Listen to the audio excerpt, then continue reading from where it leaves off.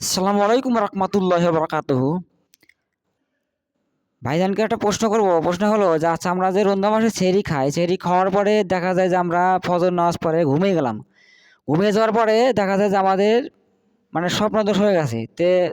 তারপরে আমাদের রমজান মানে রোজাটা হবে কিনা, এই বিষয়ে আপনার কাছে একটু জানতে চাই, আপনি বলেন।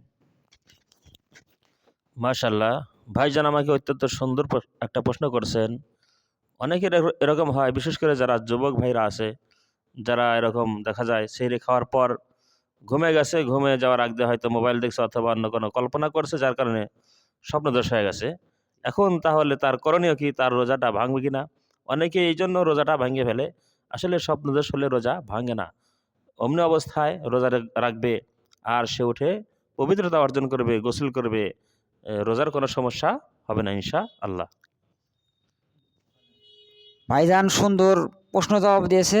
তে আল্লাহ পাক আমাদের 30টা রোজার তৌফিক দান করুক, আমিন।